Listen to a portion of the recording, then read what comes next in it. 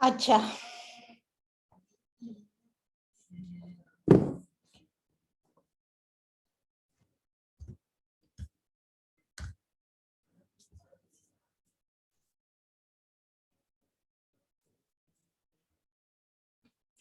अरे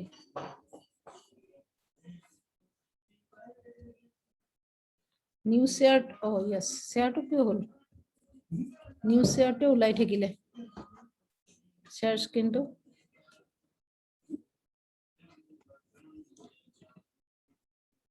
কোনটো শেয়াৰ কৰিব হোৱাইট বৰ্ড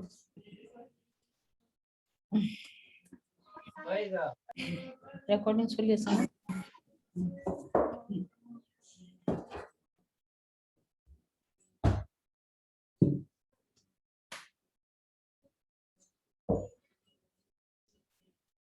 আচ্ছা সালোক সংশ্লেষণৰ আলোক বিক্ৰিয়া মই তোমালোকক পঢ়াইছিলো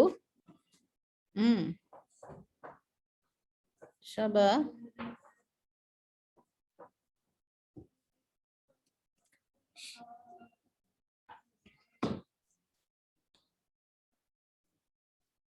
সালোক সংশ্লেষণৰ দুটা পৰ্যায় আছিলে সালোক সংশ্লেষণৰ দুটা পৰ্যায় আছিলে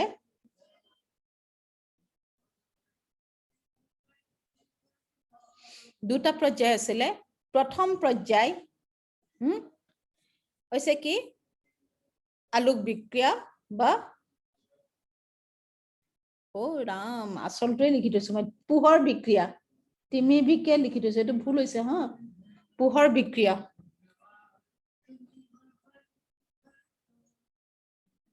আলোক বিক্ৰিয়া বা পোহৰ বিক্ৰিয়া আলোক বিক্ৰিয়া বা পোহৰ বিক্ৰিয়া তাত তোমালোকক মই সিমান পঢ়োৱাখিনি এইখিনি ইয়াত কি হয় পানীৰ অণুৰ বিয়োজন হয় যেতিয়া সূৰ্যৰ তাপ আৰু পোহৰ আহি গছজোপাত পৰে তেতিয়া পত্ৰসৰিতে সূৰ্যৰ তাপ আৰু পোহৰত শোষণ কৰি ই উত্তেজিত হয় উত্তেজিত পত্ৰসৰিতে পানীৰ অণুৰ বিয়োজন ঘটাই হাইড্ৰজেন আৰু অক্সিজেন গেছলৈ অক্সিজেনটো গ্ৰাছন পদাৰ্থ হিচাপে বাহিৰলৈ এৰি দিয়ে হৈছে উদ্ভিদৰ দেহত থকা শক্তি সঞ্চয়কাৰী কণিকা NADP আৰু ADP এইবোৰ সেইদিনা পঢ়াই থোৱা আছে কাৰণে মই খৰকে কৈছো NADP আৰু ADP এ শক্তি শোষণ কৰে NADP কি কৰে পানীৰ অণুৰ পৰা সৃষ্টি হোৱা হাইড্ৰজেন আয়নক কি কৰে গ্ৰহণ কৰি ই NADPH লৈ ৰূপান্তৰ হয় NADPH লৈ ৰূপান্তৰ হয় আৰু উদ্ভিদ কোষত জমা হৈ থাকে এইখিনি দিনৰ ভাগত ৰাতি কি হয় যে সৰি ADP এ এডিনোসাইন ডাইফসফেটে ফসফেট ৰূপত সৌৰ শক্তি শোষণ কৰি ই ATP লৈ ৰূপান্তৰ হয় আৰু উদ্ভিদ কোষত জমা হৈ থাকে এইকিটা বিক্ৰিয়া দিনৰ ভাগত ঘটে সূৰ্যৰ তাপ আৰু পোহৰৰ উপস্থিতিত হৈছে পত্ৰসৰিতে পানীৰ অণুৰ বিয়োজন ঘটায় হল এখিনি এনান পঢ়াইছিলো গতিকে আলোক বিক্ৰিয়াৰ শেষত কি সৃষ্টি হয় NADPH আৰু ATP কণিকা সৃষ্টি হয় আৰু অক্সিজেন ৰাছন পদাৰ্থ হিচাপে গছজোপাই বায়ুমণ্ডললৈ বৰ্জন কৰে এখিনি হল আলোক বিক্ৰিয়া থুলমূলকে আলোক বিক্ৰিয়া হেদিন পঢ়োৱা হৈছিল আগৰ ক্লাছত গতিকে যে দিনৰ ভাগত NADPH আৰু ATP কণিকা গছজোপাই সৃষ্টি কৰে হৈছে ইয়াত কি হয় যে ইহতে সৌৰ শক্তিক স্থিতি শক্তি হিচাপে দিনৰ ভাগত জমা কৰি ধৰি ৰাখে ADP ফসফেট হিচাপে সৌৰ শক্তি ইহতে দিনৰ ভাগত সংগ্ৰহ কৰি ইহতে ৰাতিৰ বিক্ৰিয়াৰ বাবে সঞ্চয় কৰে তোমালোকে জানা যে গ্লুকোজ হৈছে শক্তিদায়ক উপাদান কাৰ্বহাইড্ৰেট শক্তিদায়ক উপাদান কাৰ্বহাইড্ৰেট খালে আমাৰ দেহে শক্তি লাভ কৰে হৈছে কাৰ্বহাইড্ৰেট খালে আমাৰ দেহে শক্তি লাভ কৰে গতিকে যে কাৰ্বহাইড্ৰেট যেতিয়া গছজোপাই প্ৰস্তুত কৰে তেতিয়া কাৰ্বহাইড্ৰেটৰ ভিতৰত তিহতে সৌৰ শক্তি স্থিতি শক্তি হিচাপে জমা কৰে হেতুৱে কথা যে তাক যেতিয়া আমি খালে আমাৰ কাৰ্বহাইড্ৰেট আমি খোৱাৰ পাছত যেতিয়া কাৰ্বহাইড্ৰেটক আমি ভাঙি দিও তেতিয়া কি হয় যে শ্বসন বিক্ৰিয়াত যেতিয়া আমি তাক কাৰ্বহাইড্ৰেটক ভাঙি দিও তেতিয়া কি হয় যে তাত সোমাই থকা সেই বনাওতে যিখিনি শক্তি ভৰাই ৰাখিছিলে স্থিতি শক্তি হিচাপে সেইখিনি মুকলি কৰি বলে বাহিৰলৈ উলিয়াই আনে সেইখিনি মুক্ত কৰি বাহিৰলৈ উলিয়াই আনে হেতুৱে সেই শক্তিখিনিকে আমি ব্যৱহাৰ কৰো গছে বনাওতে যিখিনি শক্তি ধৰি ৰাখি গ্লুকোজৰ ভিতৰত ভৰাই ৰাখিছিলে সেইখিনি শক্তি আমি যেতিয়া শ্বসন বিক্ৰিয়া ঘটাও তেতিয়া সেইখিনিক ভাঙি আমি সেই শক্তিখিনিকে আমাৰ জীৱন কাৰ্য চলাবৰ কাৰণে আমি ব্যৱহাৰ কৰো সেইকাৰণে হৈছে কাৰ্বহাইড্ৰেট শক্তিদায়ক উপাদান হৈছে তে এইখিনি হৈছে আলোক বিক্ৰিয়া প্ৰথম পৰ্যায় হল সৌৰশক্তি গছজোপাত পৰিলে পত্ৰহৰিতে শোষণ কৰি পত্ৰহৰিত উত্তেজিত হয় উত্তেজিত পত্ৰহৰিতে পানীৰ অণুৰ বিয়োজন ঘটায় তাৰপিছত আহিলে তাৰ দ্বিতীয়টো পৰ্যায় দিনৰ ভাগত ইমানতে শেষ NADPH আৰু ATP কণিকা জমা হয় আৰু উদ্ভিদ কোষত ইহত জমা হৈ থাকে দ্বিতীয় পৰ্যায় কেলভিন চক্ৰ বা ক্ৰেবছ চক্ৰ বা তিমিৰ চক্ৰ হৈছে দ্বিতীয় পৰ্যায়টো হৈছে আন্ধাৰ বিক্ৰিয়া আৰু এই কেলভিন নামৰ বৈজ্ঞানিকজনে আৱিষ্কাৰ কৰাৰ কাৰণে এই চক্ৰটোক নাম দিছে চক্ৰাকাৰে ঘটা বিক্ৰিয়া ই এটা সাৰ্কুলত ঘটা বিক্ৰিয়া দ্বিতীয় পৰ্যায়টো হৈছে কি চক্ৰাকাৰ ভিত্তিত ঘটা বিক্ৰিয়া সেইকাৰণে ইয়াক কোৱা হৈছে কেলভিন চক্ৰ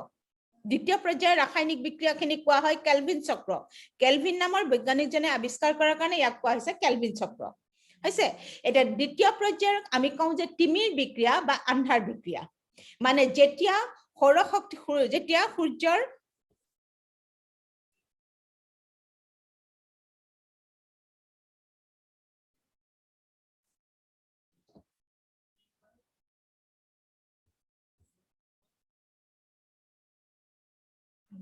যেতিয়া সূৰ্যৰ তাপ আৰু পোহৰ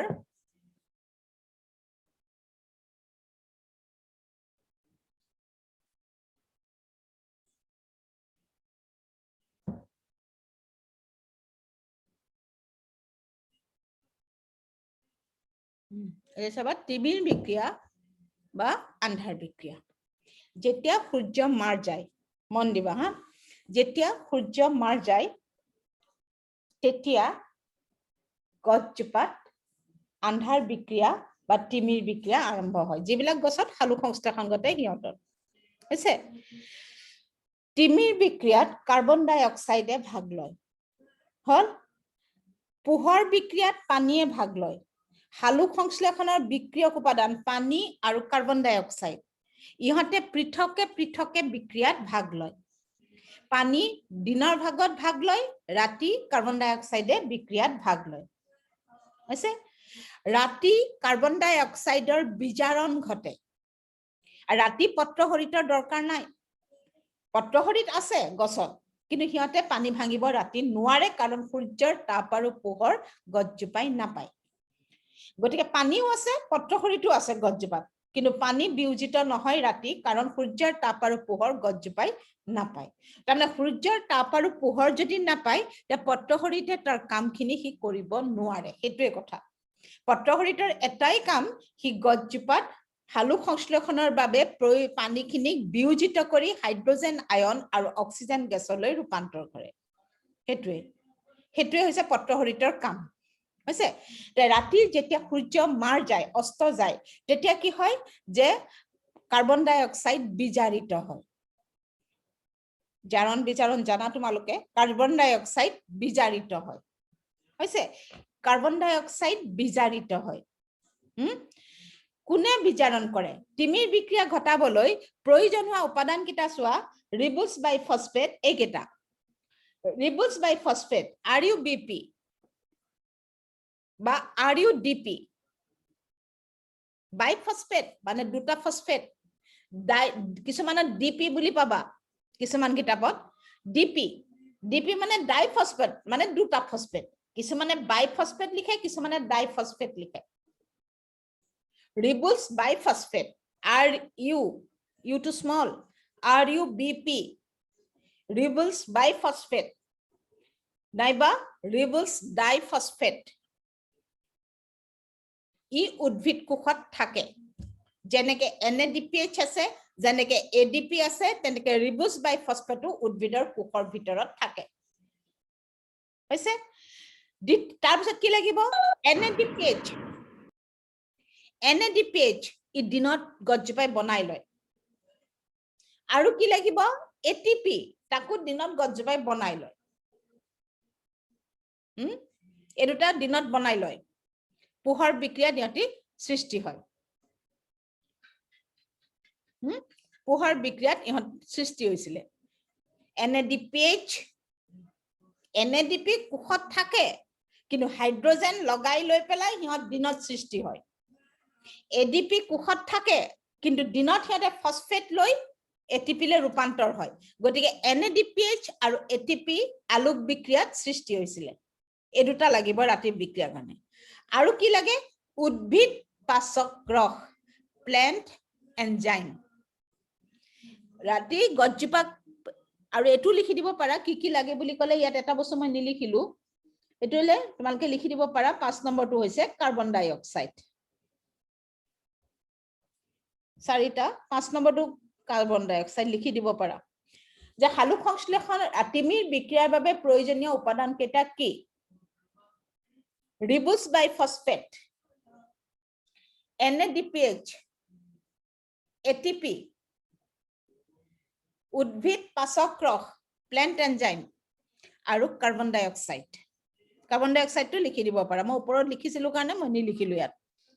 যে ইয়াত কাৰ্বন ডাই অক্সাইড বিজাৰিত হয় এই পাঁচটা উপাদানৰ প্ৰয়োজন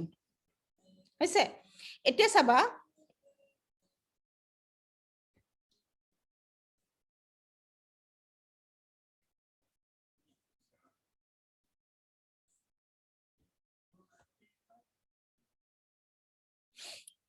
কাৰ্বন ডাই অক্সাইডটো ভৰাই দিবা লিষ্টখনত উপাদানৰ ভিতৰত কি উপাদান লাগে বুলি কলে ৰিবুস বাইফসফেট NADPH ATP উদ্ভিদ পাচক গ্ৰহ আৰু কাৰ্বন ডাই অক্সাইড হৈছে এতিয়া চাবা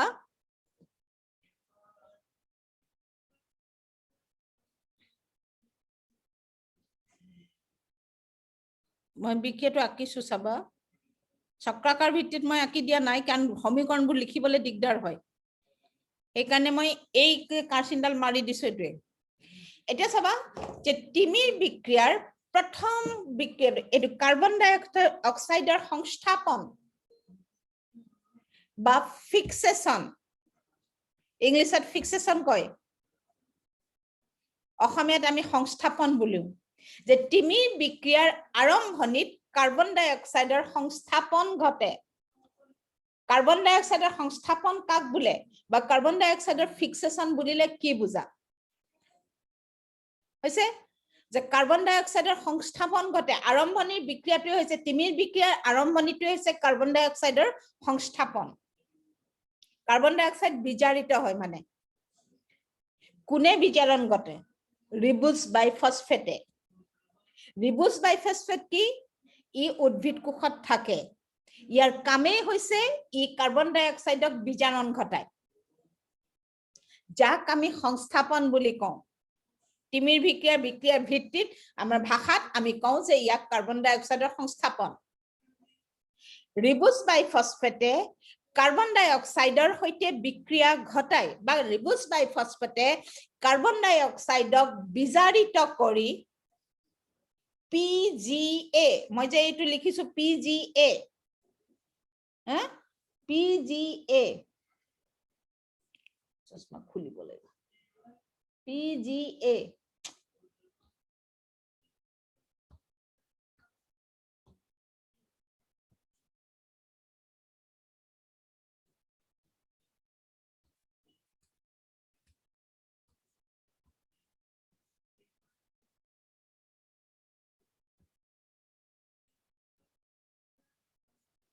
PGA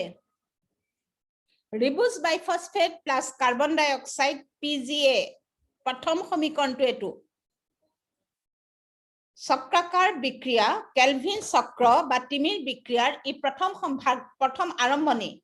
যে ৰিবুস বাইফসফেটে কাৰ্বন ডাই অক্সাইডৰ সৈতে বিক্ৰিয়া ঘটায় ই কি সৃষ্টি কৰে PGA হল মই এটা নামটো লিখা নাই P ফসফো G গ্লিসাৰিক অসমীয়াতে লিখিবা ফসফো গ্লিসাৰিক এসিড ইংলিছতো লিখিব পাৰা কিন্তু ইংলিছত লিখিলে স্পেলিং পুৰা কাৰেক্ট হ'ব লাগিব ফসফো গ্লিসাৰিক acid PGA ফসফো glyceric acid, P glyceric ric rothosoricar ko glyceric phosphoglyceric acid তিমিৰ বিক্ৰিয়াৰ প্ৰথম বিক্ৰিয়াটো হৈছে কাৰ্বন ডাই আৰম্ভণিটো হৈছে কাৰ্বন ডাই অক্সাইডৰ সংস্থাপন কাক বোলে উদ্ভিদ কোষত থকা ৰিবুলছ বাইফসফেটে কাৰ্বন ডাই অক্সাইডক বিজাৰিত কৰি ফসফোগ্লিসাৰিক এসিড সৃষ্টি কৰে আৰু ইয়াকে কাৰ্বন ডাই অক্সাইডৰ সংস্থাপন বা ফিক্সেশন বোলে কাৰ্বন ডাই অক্সাইডক তিমিৰ বিক্ৰিয়াত বিজাৰণ কোনে ঘটায় ৰিবুলছ বাইফসফেটে ঘটায় ৰিবুলছ বাইফসফেটে কাৰ্বন ডাই অক্সাইডক বিজাৰিত কৰি PGA ফসফোগ্লিসাৰিক এসিড সৃষ্টি কৰে আৰু ইয়াকে কাৰ্বন ডাই অক্সাইডৰ সংস্থাপন বোলে ফাৰ্স্ট স্টেপ তাৰপিছত তোমালোকে দেখিছা যে মই কাৰ্চিনডাল PGA পৰা মই টানি আনিছো PGA পৰা মই কাৰ্চিনডাল আকৌ এনেকে টান মানে ই চক্ৰাকাৰ এনেকে ঘটিব লাগিছিলে বিক্ৰিয়াটো এনেকে যে এটো হল ইয়াৰ পিছত এটো সমীকৰণ কিন্তু মোৰ লিখিবলৈ দিগদাৰ কাৰণে মই কাৰ্চিনডাল এফালে টানি আনিছো তুমি 1 নম্বৰ 2 নম্বৰকে দিলেও হ'ব 1 নম্বৰ 2 নম্বৰকে গতিকে তোমালোকে চাবা এই যে এটো ইয়াৰ পৰা যে মই টানি আনিছো PGA পৰা তাৰ মানে A আৰু B কে ইয়াৰ পিছত এটো সমীকৰণ ঘটিছে তুমি এনেকেও দিব পাৰা ইয়াত এনেকেও ডাইৰেক্ট তুমি এডাল কাৰ্চিন তলফালে মাৰিও দিব পাৰা মই দেখাইছো তাৰ মানে এই PGA টোৱে গয়ে কি কৰিছে নেক্সট বিক্ৰিয়াটোত হি ভাগ লৈছে ফসফোগ্লিসাৰিক এসিডে তাৰ নেক্সট স্টেপটো PGA ফসফোগ্লিসাৰিক এসিড প্লাস দিনত যে প্ৰস্তুত হৈছিল হে NADPH NADPH ৰ অন্য একো নাই হাইড্ৰোজেনটো হি PGA দি দিব NADPH ৰ অন্য কাম নাই হি হাইড্ৰোজেনটো PGA এৰি দিব দিনত পানীৰ পৰা ধৰি ৰাখিছিলে ৰাতি হি PGA হাইড্ৰোজেনটো এৰি দিছে গটিকে জুমান সাবা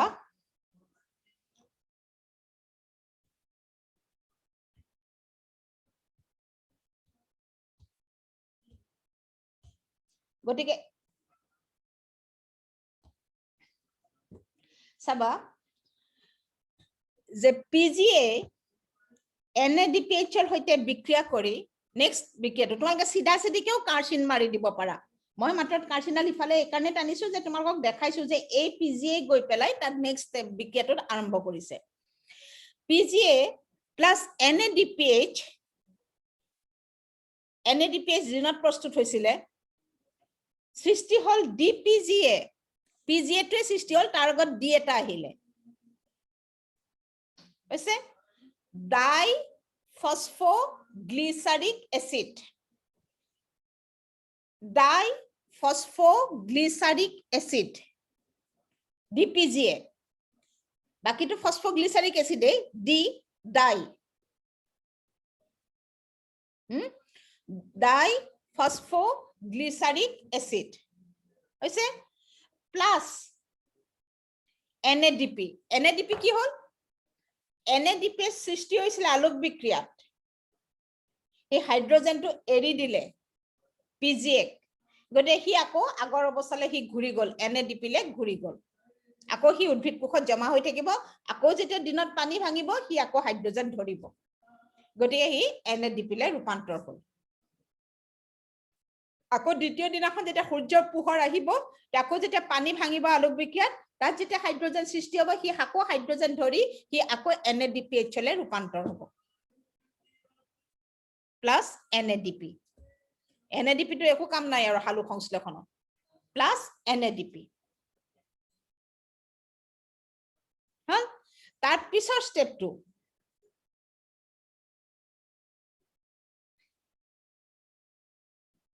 DPGA এই DPGA মই কাৰ্চিনডাল হেকানে এফালে টানি আনিছো DPGA প্লাস ATP দিনত প্ৰস্তুত হয় ATP এডিনোসাইন ট্ৰাইফসফেট তিনটা ফসফেট গুট খাই আছে এনে থাকে কেনেকে ADP এডিনোসাইন ডাইফসফেট ৰূপত দুটা ফসফেট গোট খাই থকা ৰূপত এডিপি হৈ থাকে এডিনোসাইন ডাইফসফেট আমাৰ কোষবিলাকত এডিপি আছে উদ্ভিদ কোষতো এডিপি আছে কেনেকে থাকে এডিনোসাইন ডাইফসফেট দুটা ফসফেট থাকে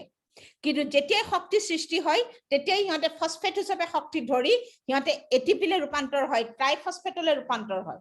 তে আমি হালুক সংশ্লেষণ পঢ়িছো ইয়াত যিকিটা এটিপি ব্যৱহাৰ হৈছে সেইকিটা দিনত আলোক বিক্ৰিয়াৰ সৃষ্টি হৈছে এটিপি অকল হালুক আলোক বিক্ৰিয়াতে সৃষ্টি নহয় এটো পাবা পিছত গতিকে ইহঁতৰ ইয়াৰ হালুক সংশ্লেষণ যেটো পঢ়িছা যে ইয়াৰ এটিপি যিকিটা এটিপি সৃষ্টি হৈছে যিকিটা এটিপি ব্যৱহাৰ হৈছে এইকিটা দিনৰ বিক্ৰিয়াৰ সৃষ্টি হৈছে সৌৰ শক্তি হতে লৈছে সৌৰ শক্তি ফসফেট হিচাপে লৈ এটিপিলে ৰূপান্তৰ হৈছে আৰু উদ্ভিদ কোষ সৃষ্টি জমা হৈ আছে গতিকে কি হয় যে তোমাৰ ডিপিজিএৰ হৈতে এটিপি বিক্ৰিয়া কৰে কৰি পেলাই কি কৰে ই ফসফোগ্লিসাৰেলডিহাইড ইয়াত এটা বস্তু থাকি গল মোৰ ফসফোগ্লিসাৰেলডিহাইড প্লাস এডিপি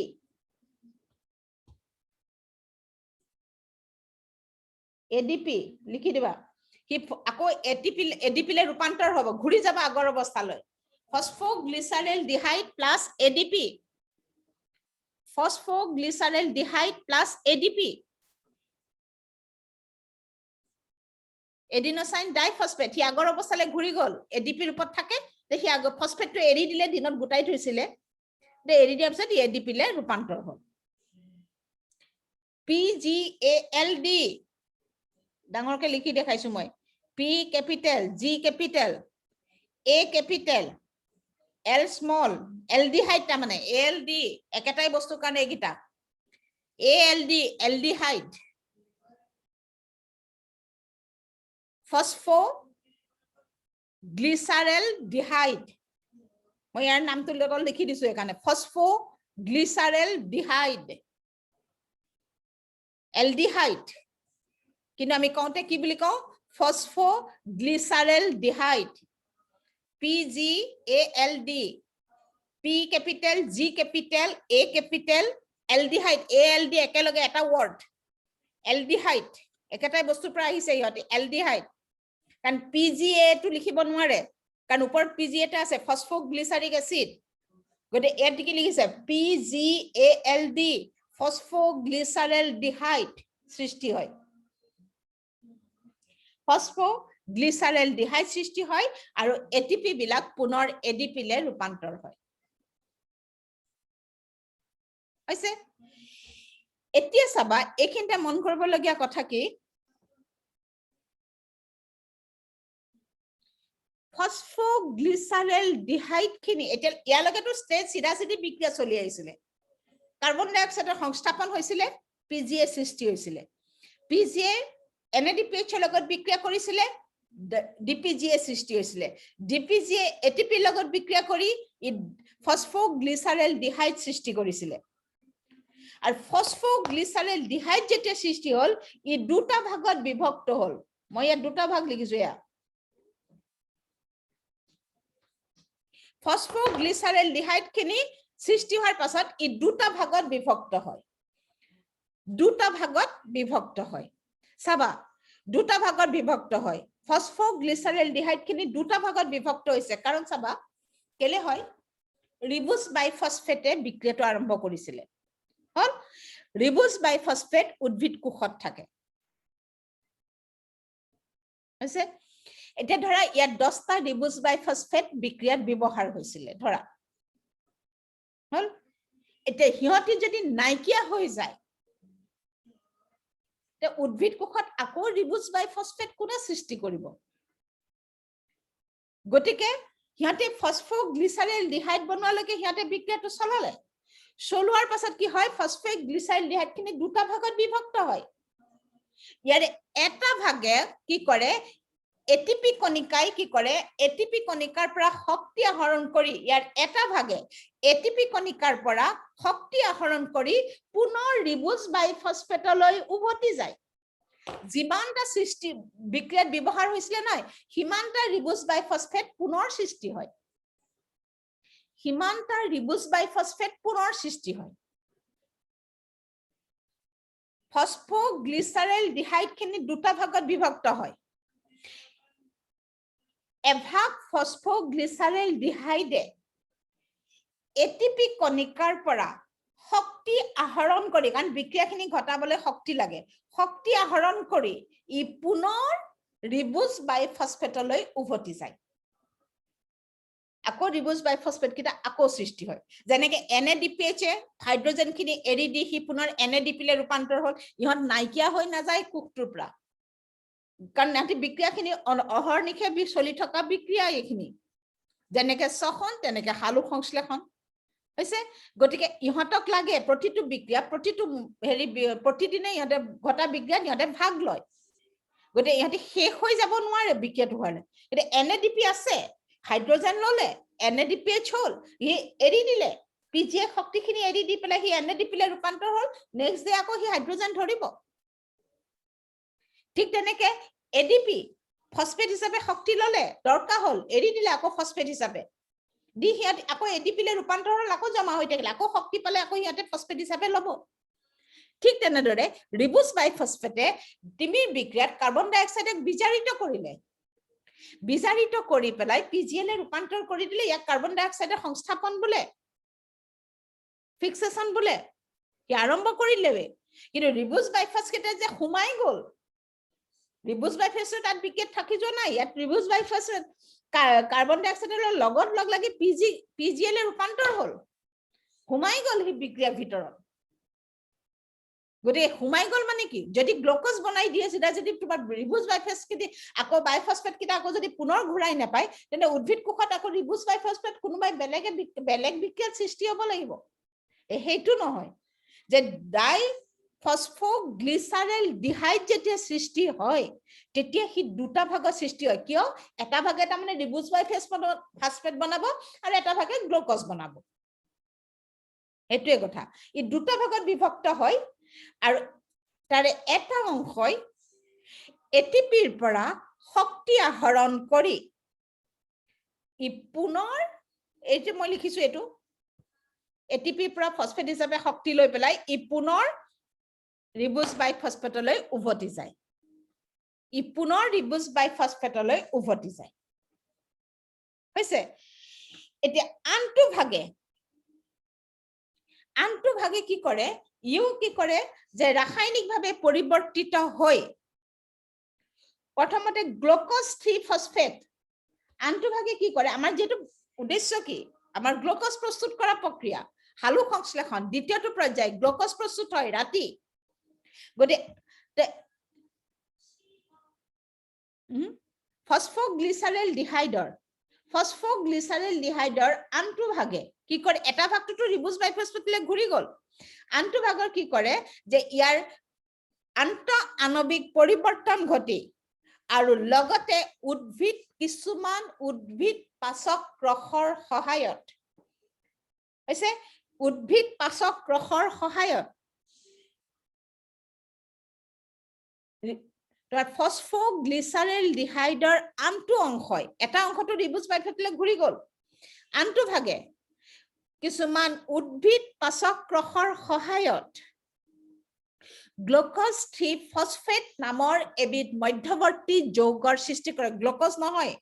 গ্লুকোজ সৃষ্টি হোৱাৰ আগৰ স্তৰটো গ্লুকোজ 3 ফসফেট নামৰ এবিধ মধ্যৱৰ্তী যৌগৰ সৃষ্টি কৰে। গ্লুকোজ 3 ফসফেট নামৰ এবিধ মধ্যৱৰ্তী যৌগৰ সৃষ্টি কৰে। গ্লুকোজ 3 ফসফেট নামৰ এবিধ মধ্যৱৰ্তী যৌগৰ সৃষ্টি কৰে আৰু এই গ্লুকোজ 3 ফসফেটৰ আন্ত আণৱিক পৰিৱৰ্তন ঘটি গ্লুকোজ আৰু বেলেগ গ্লুকোজ, ফ্ৰুক্টোজ, সুক্ৰোজ এনেকুৱা বহুতখিনি কাৰ্বহাইড্ৰেট আছে, সৰল কাৰ্বহাইড্ৰেট, গ্লুকোজ আৰু বাকিখিনি সৰল কাৰ্বহাইড্ৰেটৰ সৃষ্টি কৰে। গ্লুকোজ এণ্ড সুগাৰ বুলি মই লিখিছো না, আদাৰ সুগাৰ, এইটো নহয়। আদাৰ সুগাৰ লিখিলে তোমালোকৰ প্ৰব্লেম আহিব পাৰে, তোমাৰ সন্দেহ হয় যে গ্লুকোজ আৰু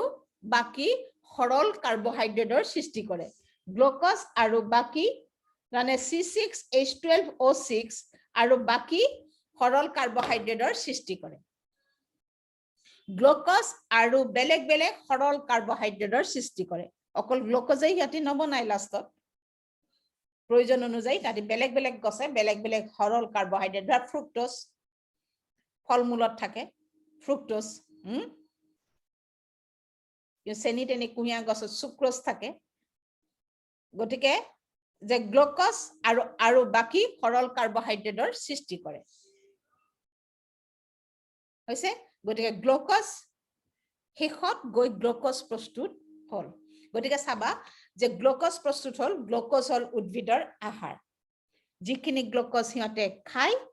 সেইখিনি সিহঁতে ব্যৱহাৰ কৰে আহাৰ হিচাপে আৰু বাকিখিনি ইহঁতে শ্বেতসাৰ আৰু সেলুলোজ ৰূপত উদ্ভিদৰ বিভিন্ন অংশত নহয় সেলুলোজ উদ্ভিদৰ কোষবেৰত জমা কৰে আৰু শ্বেতসাৰ ৰূপত ইহঁতে উদ্ভিদৰ বিভিন্ন অংশত জমা কৰে বিভিন্ন অংগত জমা কৰে গ্লুকোজ উদ্ভিদৰ আহাৰ যিখিনি গ্লুকোজ যে প্ৰস্তুত হল এই যে গ্লুকোজ C6H12O6 এই যে যিখিনি গ্লুকোজ প্ৰস্তুত হল এইখিনি সিহঁতে আহাৰ হিচাপে খালে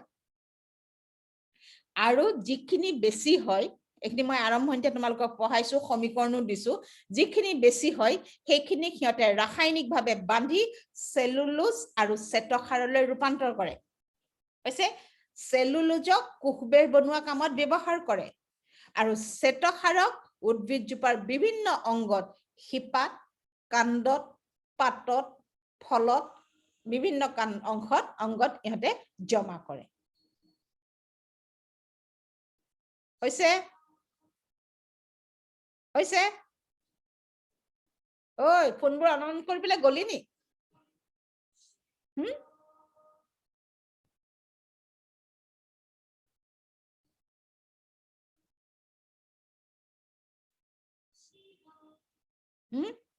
হৈছে বুজি পাইছা পাইছো মেম প্ৰথমখিনি মই আগৰ ক্লাছটো তোমালোকে পাইছা চাগে মই আগৰ ভিডিঅটো দিছো না দিছে মেম আৰু সেকেন্ড সেইকাৰণে মই প্ৰথম পাৰ্টটো মানে কি তোমালোকক মই টানি আনিলো এইখিনি বহুত দিন গেপ গৈছেতো মাজত এইখিনি সমীকৰণ কিটা দি দিলো কাৰণ ইয়াত লিখি পঢ়ালে তাৰমানে লিখিবলৈ দিগদাৰ কম্পিউটাৰ গতিকে চাবা যে পানী আলোক বিক্ৰিয়াত পত্ৰহৰিতে ভাঙে সূৰ্যৰ তাপ আৰু পোহৰৰ উপস্থিতিত পত্ৰহৰিতে ভাঙে সূৰ্যৰ তাপ আৰু পোহৰৰ উপস্থিতিত কিহলে ভাঙে হাইড্ৰজেন আয়ন আৰু অক্সিজেন এটো প্ৰথম বিক্ৰিয়া সালোক সংশ্লেষণত হল অক্সিজেন খিনি দিনৰ ভাগতে গছে বাহিৰলে এৰি দিয়ে হাইড্ৰজেন খিনিক ধৰি থয় কোনে ধৰে সিধা সাধাৰণ কথা উদ্ভিদ কোষত থকা NADP-এ ধৰি লৈ পেলাই ই NADPH লৈ ৰূপান্তৰ হয় আৰু ৰাতিৰ বিক্ৰিয়াৰ কাৰণে হি জমা হৈ থাকে NADP আমাৰ গাত নাই প্ৰাণীৰ গাত নাই কিন্তু আমাৰ দেহত ADPও আছে কিন্তু আমি সৌৰ শক্তি নধৰো আমাৰ দেহৰ ADP-এ সৌৰ শক্তি নধৰে আমাৰ দেহৰ ADP-এ শ্বসনত উৎপন্ন হোৱা শক্তি ধৰে গতিকে ADP-এ যিহতে উৎপন্ন হোৱা শক্তি নহওক দেহৰ ভিতৰত সেই শক্তিখিনি ADP-এ ধৰে উদ্ভিদ হওক প্ৰাণী হওক কেনেকে ধৰে ফসফেট হিচাপে ধৰে প্ৰতিটো ADP-এ এটা ফসফেট হিচাপে গ্ৰহণ কৰি ই ATP-লৈ ৰূপান্তৰ হয় আৰু কোষত মানে মাইটোকন্ড্ৰিয়াৰ ভিতৰত জমা হৈ থাকে মাইটোকন্ড্ৰিয়া তোমালোকে জানা মাইটোকন্ড্ৰিয়া কোষৰ শক্তিৰ ভঁৰাল মাইটোকন্ড্ৰিয়াৰ ভিতৰত ই জমা হৈ থাকে হৈছে তাৰপিছত চাবা যে ৰাতি যেতিয়া বিক্ৰিয়া হয় তেতিয়া কাৰ্বন ডাই অক্সাইডে ভাগ লয় যদিও আমি সমীকৰণটো চিধাচিধিকে লগাই দেখাই দিও H2O + CO2 ৰাতি যিখিনি বিক্ৰিয়া তাত কাৰ্বন ডাই অক্সাইডে ভাগ লয় তাত কাৰ্বন ডাই অক্সাইডৰ প্ৰথম আৰম্ভণি হয় বিজাৰণৰ দ্বাৰা কোনে বিজাৰণ ঘটে সেই উদ্ভিদ কোষত থকা ৰিবোজ বাইফসফেটে কাৰ্বন ডাই অক্সাইডক বিজাৰণ ঘটাই কি কৰে যে ফসফগ্লিচাৰিক এচিডলৈ ইহত ৰূপান্তৰ হয় কোন ৰূপান্তৰ হয় ৰিবোজ বাইফসফেট আৰু কাৰ্বন ডাই অক্সাইড লগ লাগি পেলাই ফসফগ্লিচাৰিক এচিড সিহঁতে সৃষ্টি কৰে ফসফগ্লিচাৰিক এচিডৰ লগত NADPH-এ বিক্ৰিয়া কৰি পেলাই হাইড্ৰজেন খিনি এৰি দিয়ে গতিকে সৃষ্টি হয় DPGA ডাইফসফগ্লিচাৰিক এচিড আৰু NADPH খিনি পুনৰ NADP-লৈ ৰূপান্তৰ হয় আগৰ অৱস্থালৈ সিহঁত ঘূৰি যায় ঠিক তেনেদৰে DPGA কি কৰে ATPৰ সৈতে বিক্ৰিয়া কৰি পেলাই শক্তিখিনি লৈ পেলাই ই ফসফগ্লিচাৰেল ডিহাইডলৈ ৰূপান্তৰ হৈ পেলাই ই কি কৰে লগতে ADP কণিকা সৃষ্টি হয়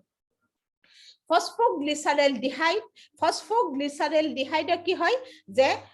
দুটা ভাগত বিভক্ত হয় ইয়াৰ এটা ভাগে কি কৰে পুনৰ ৰাসায়নিকভাৱে আন্তঃআণৱিক গঠনৰ পৰিৱৰ্তন ঘটায় কিন্তু শক্তিখিনি লয় সিহঁতে এটিপিৰ পৰা শক্তি আহৰণ কৰি আন্তঃআণৱিকভাৱে ৰাসায়নিকভাৱে পৰিৱৰ্তন ঘটি কি কৰে ই পুনৰ ৰিবুজ বাইফসফেটলৈ উভতি যায় মাজৰ স্তৰবিলাক তোমালোকক দৰকাৰ নাই সেইকাৰণে মই এনেকৈ কৈছো চিধাচিধি যে ফসফগ্লিসাৰেলডিহাইডে এটিপিৰ পৰা শক্তি আহৰণ কৰি ইয়াৰ ৰাসায়নিকভাৱে ইয়াৰ পৰিৱৰ্তন ঘটাই ই কি কৰে পুনৰ ৰিবুজ বাইফসফেটলৈ উভতি যায়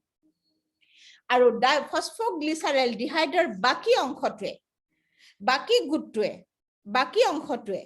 কি কৰে যে ইহঁতৰ হে একে কথা যে ইহঁতে কিছুমান উদ্ভিদ পাচক ৰসৰ সৈতে বিক্ৰিয়া ঘটাই গ্লুকোজ 3 ফসফেট নামৰ এটা মধ্যৱৰ্তী যৌগৰ সৃষ্টি কৰে আৰু গ্লুকোজ 3 ফসফেটে কি কৰে যে ইহঁতে কি কৰে যে ইহঁতৰ ৰাসায়নিক আন্তঃআণৱিক পৰিৱৰ্তন ঘটি শক্তিখিনি ইহঁতে এটিপিৰ পৰা লয় ইহঁতৰ প্ৰতিটো স্তৰত হাইড্ৰজেনে সেইখিনি কামেই কৰে NADPH হাইড্ৰজেনখিনি দি দিয়াৰ পিছত যিখিনি ইয়াৰ প্ৰতিটো স্তৰত যিখিনি বিক্ৰিয়া ঘটিতে শক্তি লাগে না তানি সব এটিপিৰ পৰা লয় গতিকে চাবা ইহঁতৰ ৰাসায়নিক আন্তঃআণৱিক পৰিৱৰ্তন ঘটি ইয়াৰ পৰা কি কৰে গ্লুকোজ আৰু বাকি সৰল কাৰ্বহাইড্ৰেট বিলাক সৃষ্টি হয় মানে গ্লুকোজ ফ্ৰুক্টোজ সুক্ৰোজ ইত্যাদি এইবিলাক সৃষ্টি হয় উদ্ভিদ অনুযায়ী সৃষ্টি হয় হৈছে ইহঁত হৈছে উদ্ভিদৰ সৰল কাৰ্বহাইড্ৰেট বিলাক হৈছে উদ্ভিদৰ আহাৰ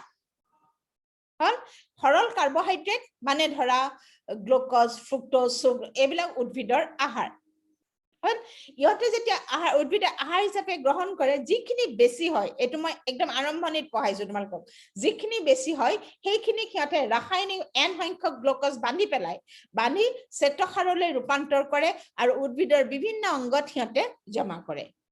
আৰু কিছুমান গ্লুকোজক ৰাসায়নিকভাৱে বান্ধি সেলুলোজ নামৰ দুবিধ জটিল কাৰ্বহাইড্ৰেট এবিধ হৈছে শ্বেতসাৰ এবিধ হৈছে সেলুলোজ উদ্ভিদৰ দেহত থকা দুবিধ কমপ্লেক্স কাৰ্বহাইড্ৰেট জটিল কাৰ্বহাইড্ৰেট এবিধ হৈছে সেলুলোজ এবিধ হৈছে শ্বেতসাৰ হৈছে গতিকে চাবা যে সেলুলোজক তাতে উদ্ভিদৰ কোষবেৰ বনোৱা কামত ব্যৱহাৰ কৰে আৰু বাকি শ্বেতসাৰখিনি কি কৰে যে উদ্ভিদ জোপৰ বিভিন্ন অংগত জমা কৰি ৰাখে কিহৰ কাৰণে যে শক্তিৰ ভৱিষ্যনিধি হিচাপে মানে পিছত তাৰ পৰা শক্তি আহৰণ কৰি ল'ব হৈছে আৰু তাৰ লগতে সেই গ্লুকোজখিনি সেই শ্বেতসাৰখিনিকে কি কৰে যে বাকি গোটেই প্ৰাণী জগতে প্ৰত্যক্ষ বা পৰোক্ষভাৱে আহাৰ হিচাপে গ্ৰহণ কৰে কিছুমানে চিধাচিধি আমি উদ্ভিদৰ পৰা কাৰ্বহাইড্ৰেট লওঁ ধৰা আমি বিলাকে চাউল খাওঁ ৰুটি খাওঁ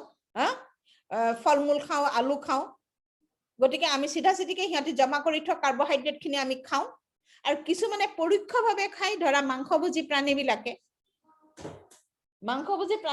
পৰোক্ষভাৱে খায় হৈছে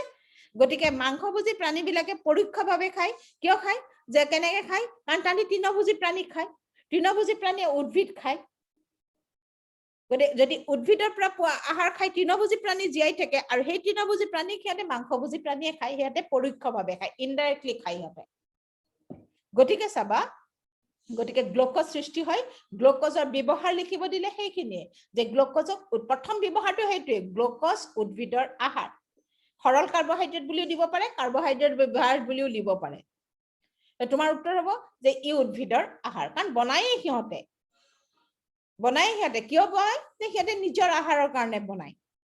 কিন্তু যিখিনি বেছি হয় সেইখিনি সিহঁতে জমা কৰি থৈ দিয়ে সেইখিনি আমি সিহঁতৰ দেহৰ পৰা আহৰণ কৰি আমি খাওঁ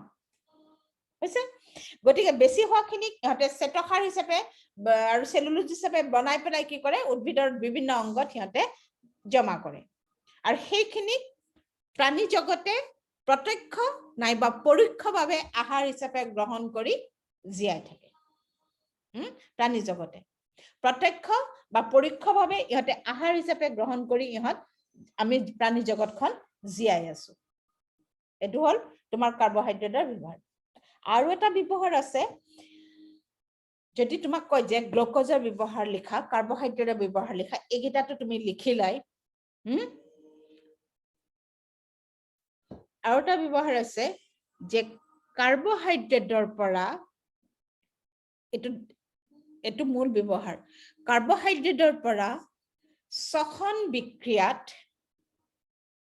জীৱই উদ্ভিদ জীৱই যে আহাৰ বনায় সিহঁতেও কাৰ্বহাইড্ৰেটৰ পৰা শ্বসন বিক্ৰিয়াত শক্তি উৎপন্ন কৰে গতিকে চাবা কাৰ্বহাইড্ৰেটৰ পৰা জীৱই হি উদ্ভিদ প্ৰাণী বুলি কথা নাই জীৱই শ্বসন বিক্ৰিয়াত শক্তি আহৰণ কৰে এইটো মূল ব্যৱহাৰ কাৰ্বহাইড্ৰেটৰ যে কাৰ্বহাইড্ৰেটৰ পৰা বাকিখিনিটো লিখিলাই যে গ্লুকোজ উদ্ভিদৰ আহাৰ বাকিখিনি সিহঁতে জমা কৰে বিভিন্ন অংগত আৰু বাকি গোটেই প্ৰাণী জগতে প্ৰত্যক্ষ বা পৰোক্ষভাৱে ইহঁতৰ পৰা আহাৰ সংগ্ৰহ কৰে খাই জীয়াই থাকে তে কাৰ্বহাইড্ৰেটৰ পৰা জীৱই শ্বসন বিক্ৰিয়াত কি কৰে শক্তি আহৰণ কৰে এই যে উদ্ভিদে বনোৱা কাৰ্বহাইড্ৰেট তাৰ পৰা আমাৰ দেহত শ্বসন বিক্ৰিয়াত কি কৰে শক্তি উৎপন্ন হয় তোমালোকে কৈ দিয়া আহাৰ খালে আমি শক্তি পাওঁ হৈছে মই তোমালোকক কৈছিলো শক্তিদায়ক উপাদান কাৰ্বহাইড্ৰেট আৰু চৰ্বি কাৰ্বহাইড্ৰেট উদ্ভিদে সালোক সংশ্লেষণত বনায় গ্লুকোজ বা কাৰ্বহাইড্ৰেট প্ৰস্তুত হয় গৈ ৰাতি বিক্ৰিয়া আৰম্ভ হয় দিনত বিক্ৰিয়ক উপাদান কাৰ্বন ডাই অক্সাইড পানী দুইটাই পৃথকে পৃথকে বিক্ৰিয়াত ভাগ লয় পানীয়ে আলোক বিক্ৰিয়াত কাৰ্বন ডাই অক্সাইডে তিমিৰ বিক্ৰিয়াত হৈছে আৰু ৰাতি যিখিনি গ্লুকোজ প্ৰস্তুত হয় সেইখিনিয়ে হৈছে যে উদ্ভিদে আহাৰ হিচাপে খায় তাক জমা কৰি থয় সেই জমা কৰা আহাৰ আমি গ্ৰহণ কৰো কৰাৰ পাছত আমাৰ দেহত শ্বসন বিক্ৰিয়া ঘটে আৰু শ্বসন বিক্ৰিয়াত সেই কাৰ্বহাইড্ৰেটৰ পৰা সেই যে বনাওতে শক্তি ভৰাইছিলে সিহঁতে এটিপিৰ পৰা এনএডিপিএইচৰ পৰা শক্তিখিনি কি কৰে মুকলি হৈ কৰি আনি আমি ব্যৱহাৰ কৰো সেইটোৱে কথা যে শ্বসন বিক্ৰিয়াত ইয়াৰ পৰা শক্তি আহৰণ কৰে তোমাক যদি কাৰ্বহাইড্ৰেটৰ ব্যৱহাৰ গ্লুকোজৰ ব্যৱহাৰ বা সৰল কাৰ্বহাইড্ৰেটৰ ব্যৱহাৰ লিখিবলৈ দিয়ে তোমাৰ প্ৰশ্নৰ উত্তৰত এই পইণ্টটো বিচাৰিব যিয়ে বহিখন চাই আচল ব্যৱহাৰ এইটো কাৰ্বহাইড্ৰেটৰ যে ইয়াৰ পৰা জীৱই শ্বসন বিক্ৰিয়াত শক্তি আহৰণ কৰে আমি কাৰ্বহাইড্ৰেট যুক্ত আহাৰ অকল সেই কাৰণেই খাওঁ শ্বসন বিক্ৰিয়াত শক্তি উলিয়াবৰ বাবে কাৰণ বাকি উপাদানে শক্তি দিব নোৱাৰে চৰ্বিটো জমা কৰি থৈ দিয়ে শক্তিৰ ভৱিষ্যত নিধি হিচাপে জমা কৰে আমি ঘিউ মৌ নহয় ঘিউ তোমাৰ ঘিউ মাখন গাখীৰ আদি খাওঁ কণী মাংস এইবিলাক খাওঁ চৰ্বিযুক্ত আহাৰ হৈছে চৰ্বিযুক্ত আহাৰ ফেট আছে সেই চৰ্বি বা ফেট খিনি কি হয় যে আমাৰ দেহে কিছুমান বিশেষ কোষত সঞ্চয় কৰি থৈ দিয়ে কিছুমান বিশেষ কোষত চৰ্বি যে আমি খাওঁ না আমি খোৱা চৰ্বিবিলাক লগে লগে আমাৰ দেহে ব্যৱহাৰ নকৰে আমাৰ দেহৰ কিছুমান বিশেষ কোষত ইহঁতক জমা কৰি থৈ দিয়ে চৰ্বি শক্তিদায়ক উপাদান মই কাৰ্বহাইড্ৰেটটো গম পালা যে ই সালোক সংশ্লেষণৰ সৃষ্টি হয় খোৱাৰ পাছত ইয়াক আমি খাওঁ খোৱাৰ পাছত ইয়াৰ শ্বসন বিক্ৰিয়াত আমাৰ দেহত ইয়াৰ পৰা শক্তি উৎপন্ন হয় আৰু আমি সেই শক্তি ব্যৱহাৰ কৰি জীয়াই আছো দ্বিতীয়টো শক্তিদায়ক উপাদান হৈছিলে চৰ্বি যেতিয়া আমি খাওঁ চৰ্বিযুক্ত আহাৰ যেতিয়া আমি খাওঁ সেই চৰ্বিযুক্ত আহাৰৰ পৰা কি হয় আহাৰখিনি আমাৰ দেহে পুনে পুনে তাক ব্যৱহাৰ নকৰে চৰ্বি আমি খালে সেই চৰ্বিখিনি নি পেলাই আমাৰ দেহৰ কিছুমান কোষত মানে ধৰা আমাৰ ছালখনৰ তলত যিটো গোটেই তৰপ কোষ আছে সেই কোষত চৰ্বি জমা কৰিব সব কোষতে চৰ্বি জমা হ'ব নোৱাৰে চৰ্বি সব কোষলৈকে নাযায় ফেট সব কোষলৈকে নাযায় তেজে কিছুমান নিৰ্দিষ্ট কোষত নি পেলাই ফেটখিনি জমা কৰে চৰ্বিখিনি জমা কৰে চৰ্বি আমি খাওঁ কিন্তু তাক আমাৰ দেহে জমা কৰি থৈ দিয়ে কিছুমান বিশেষ কোষত সঞ্চয় কৰি থৈ দিয়ে যেনে ধৰা আমাৰ গোটেই ছালখনৰ তলত যি গোটেই তৰপৰ স্তৰৰ কোষৰ তৰপটো আছে সেই প্ৰথম এটা লেয়াৰ সেই লেয়াৰটোত চৰ্বি জমা কৰে সেইকাৰণে আমাৰ ছালখন ঘাৱনি খালে কেতিয়াবা ক'ৰবাত বেৰ ঘাৱনি খালে আমি ছালখন যদি অকমানকৈ উঠি যায় না আমি ভিতৰখন বগা বগা দেখোঁ চৰ্বিখিনি আমি দেখাওঁ আমাৰ ছালখনৰ ঠিক তলতে চৰ্বিখিনি থাকে উষ্ণতা নিয়ন্ত্ৰণ কৰিবলৈ বায়ুমণ্ডলৰ লগত উষ্ণতা নিয়ন্ত্ৰণ কৰিবৰ কাৰণে গতিকে যে নহওক বা চৰ্বিখিনি কিছুমান বিশেষ কোষত জমা কৰি থৈ দিয়ে কিয় জমা কৰে শক্তিৰ ভৱিষ্যনিধি হিচাপে পেঞ্চন অসমীয়াত শক্তিৰ শক্তি নহয় ভৱিষ্যনিধি শব্দটোৰ ইংৰাজী ৱৰ্ডটো হৈছে পেঞ্চন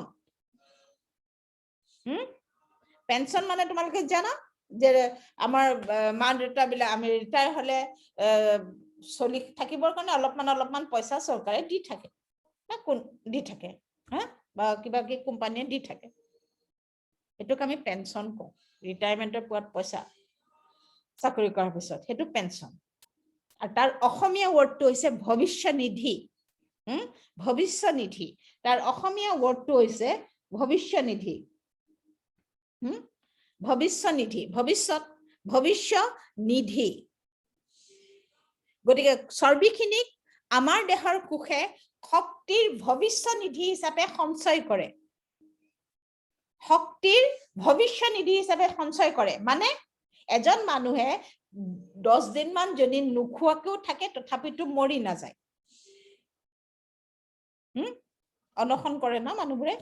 মৰিতো নাযায় কিয় নমৰে সেই দেহত যে জমা হৈ থকা শক্তিখিনি চৰ্বিখিনি সেই চৰ্বিবিলাকক তেতিয়া কি কৰে কোষে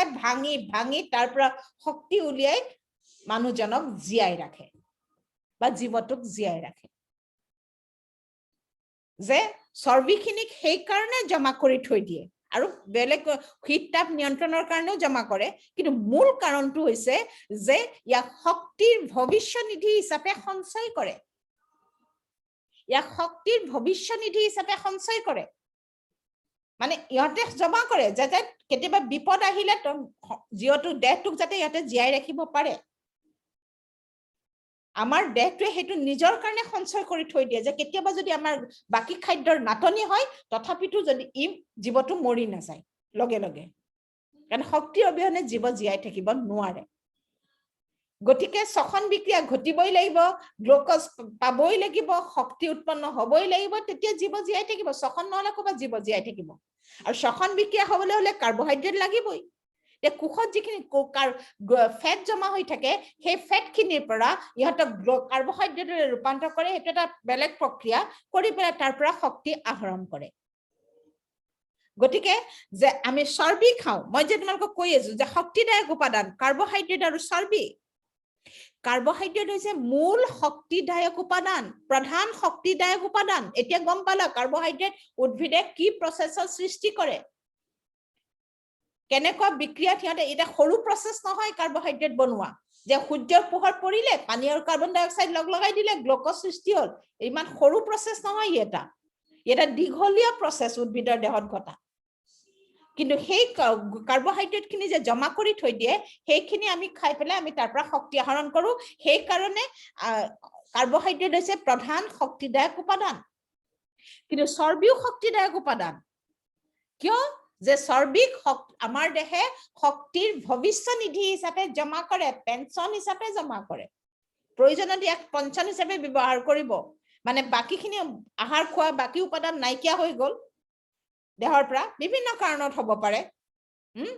তাৰপিছত গতিকে যে বেমাৰ আজাৰো হ'ব পাৰে খাব নোৱাৰিবও পাৰে তেতিয়া কি হয় সেই দেহটোৱে কি কৰে আমাৰ দেহত জমা হৈ থকা চৰ্বিখিনিক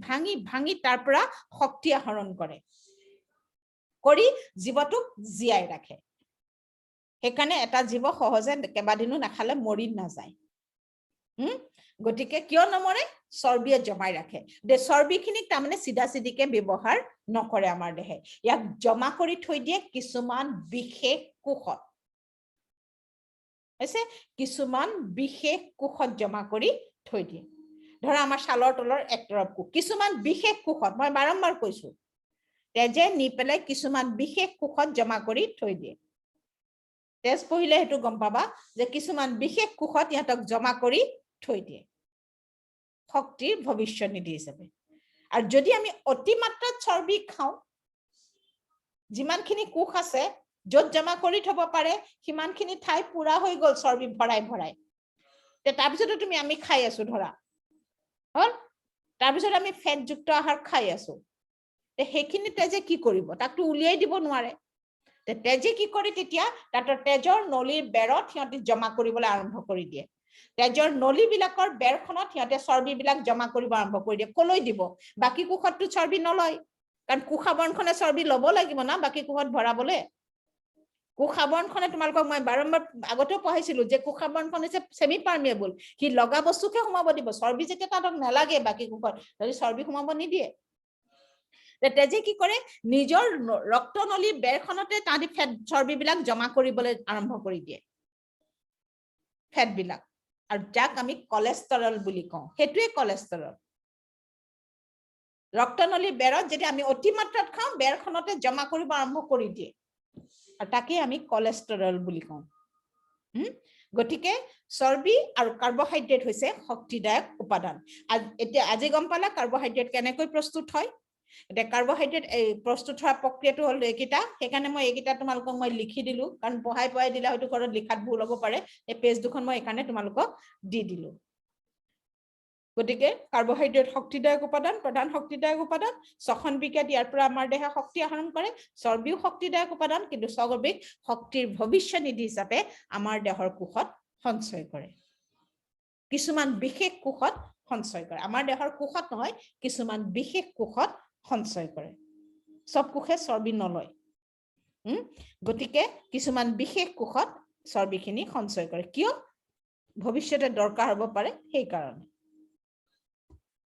হৈছে আজিলে হল হৈছে হেল্ল' হৈছে মেম ঠিক আছে তোমালোকৰ হালুক সংশ্লেষণটো শেষ হৈছে বাকি কেইটামান বস্তু আছে পঢ়াবলে পাতৰ গঠন পত্ৰৰন্ধ্ৰৰ গঠন পাতৰ গঠন পত্ৰৰন্ধ্ৰৰ গঠন এইখিনি নেক্সট ক্লাছত পঢ়াই দিম আৰু দুটা পৰীক্ষা আছে হালুক সংশ্লেষণৰ বাবে এই পৰীক্ষা দুটা এই যে ব্ৰেকেটৰ ভিতৰত ভৰাই থোৱা আছে কিতাপৰ ভিতৰত দেখিছা বাউণ্ডাৰীৰ ভিতৰত ভৰাই থোৱা আছে দেখ না দুটা পৰীক্ষা দেখিছো মেম সেই পৰীক্ষা দুটা যদি স্কুল খুলে কাৰণ ইমান বিশেষ পৰীক্ষা নহয় স্কুল খুলে তেতিয়া মই ক্লাছত বুজাই দিম আৰু যদি নুখুলেগে খুলিবতো খুলিবই যদি নুখুলেগে তেতিয়া মই ইয়াতে বুজাই দিম ইয়াৰ পিছত মই পাতৰ গঠনটো বুজাই লওঁ পত্ৰৰন্ধ্ৰ গুচাই মই পাচন তন্ত্ৰলৈ গুচি যাম বুজি পাইছা না সেই যে ব্ৰেকেটৰ ভিতৰত ভৰাই থোৱা আছে না দুটা হেৰি দেখিছা না হালুক সংশ্লেষণৰ বাবে কি লাগে কাৰ্বন ডাই অক্সাইড লাগে এটা পৰীক্ষা আৰু আনটো হৈছে হালুক সংশ্লেষণৰ বাবে পত্ৰহৰিত লাগে মোষ্ট প্ৰবেবলি এই দুটাই পৰীক্ষা আছে তোমালোকৰ এনেকে বাউণ্ডাৰীৰ ভিতৰত ভৰাই থৈছে নিশ্চয় ভৰাই থৈছে আগতে ভৰাই থৈছিলে এতিয়া আচল নাই মই নাজানো সেই পৰীক্ষা দুটা মই তোমালোকে এনেকে পেন্সিলেদি কাষত ক্ৰছ মাৰি থবা মই ক্লাছত বুজাই দিম আৰু যদি ক্লাছত কিবা কাৰণে নহয়গে তেতিয়া মই ইয়াতে বুজাই দিম এতিয়া মই বৰ্তমান নেক্সট বাৰ মই তোমালোকক পাতৰ গঠনটো বুজাই ল'ম পাতৰ গঠন বুজাই পত্ৰৰন্ধ্ৰৰ গঠন বুজাই তাৰপিছত মই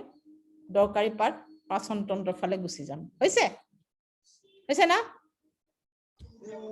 হৈছে মেম আচ্ছা বাকিখিনি পঢ়া শুনা কৰিছা না নাই ফোনবিলাক অন কৰি গুচি যাও নি ক'বাত মুখৰ মাত নাথাকে